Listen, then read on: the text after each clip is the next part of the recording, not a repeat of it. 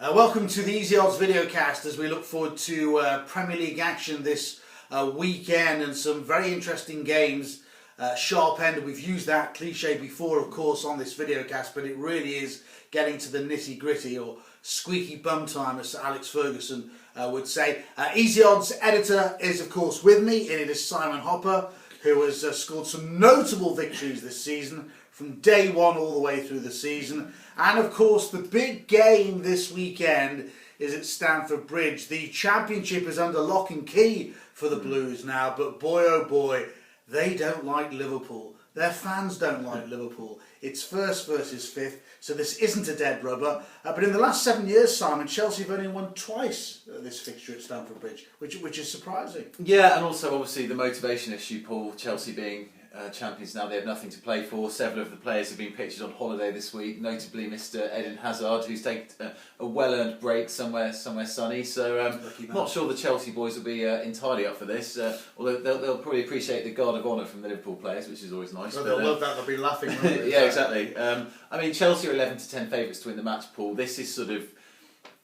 It's difficult to price up this sort of match, isn't it? Because Chelsea is so good at home, 14 wins from 17 this season, but they have nothing to play for. Liverpool are 29 to 10, which is a lot shorter than they'd normally be to win at Stamford Bridge. But the thing with Liverpool is they still have motivation. They're still only 4 points off the top four. 4 points off Man United with 3 to play. You look at their games after this, Crystal Palace and Stoke, very, very winnable fixtures. Winnable, yeah. They're only 8 to 1 with the bookies to finish in the top four now. They've been cut a bit. So in other words, if United lose at Palace...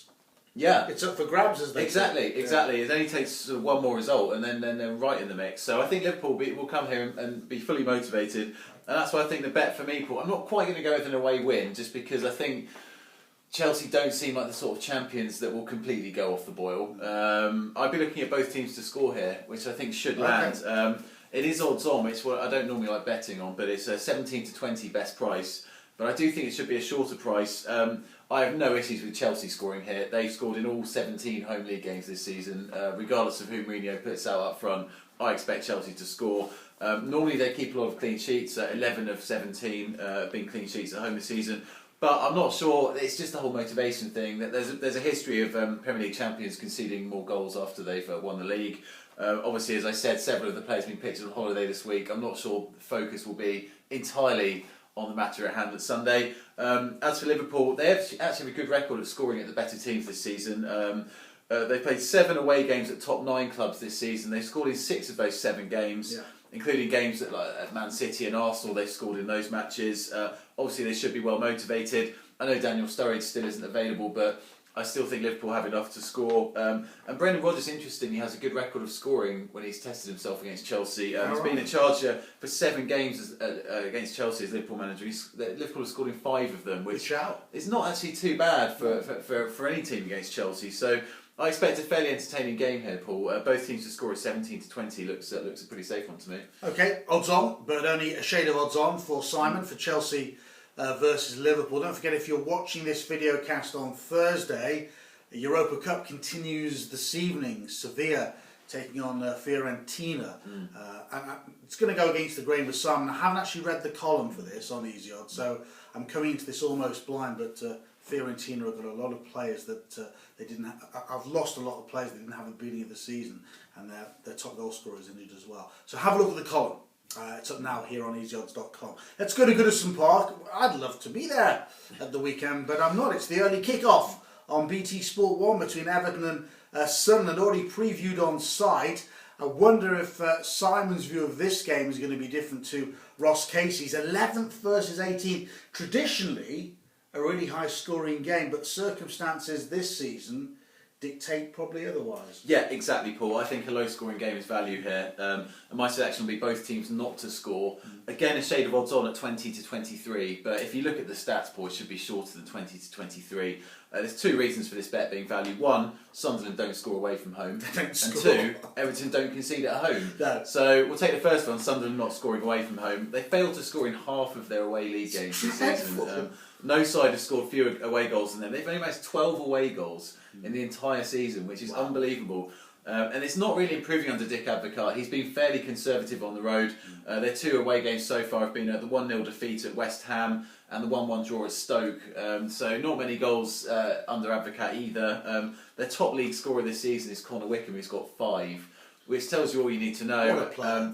I think Gus Poyet brought in Jermaine Defoe in January, paid him a lot of money thinking he was going to bail them out, but it's not worked. He's only scored 3 in 13.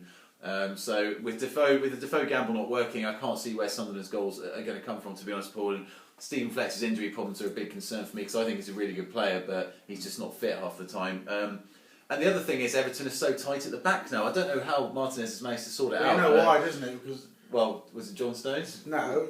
Well, John Stones has come in, but who's left the back centre of the back four? Distan.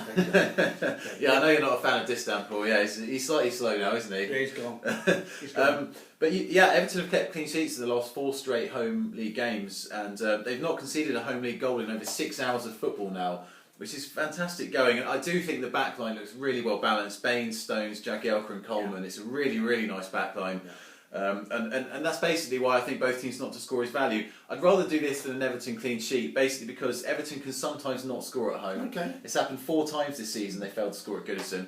And sometimes Sunderland can sneak a clean sheet on the road. They've managed to do that 5 times this season, which is quite a lot for a club in Sunderland's position. So both teams not to score at 20 to 23, that's a good price, and I'd double that with the both teams to score in Chelsea-Liverpool. And Advocar, I think, will be very happy with a point because it would take them level with Hull City, despite Hull City having the better goal difference. But Hull have a tough run in as well. So horrible run. Yeah, a point would not be bad at all. Yeah. Okay. Where are you going? Best bet? What's happening? My best bet, I'm going to stick with the Everton Sunderland. Paul. Okay. I think given Sunderland just cannot score goals, and they'd be happy with the point. I like the both teams not to score at 20 to 23 at Goodison Park. And there you have it. That is the end of the video cast on the Premier League. Don't forget to have a look at all our different editorial columns. We've got a big column coming up this weekend on the Victoria Cup if you're a fan of horse racing. And I've just put up my Epsom Derby anti-post preview with a 50 to 1 shot, an intriguing horse up there if you fancy a look at that. Whatever you're doing this weekend, be safe and sound. Bye for now.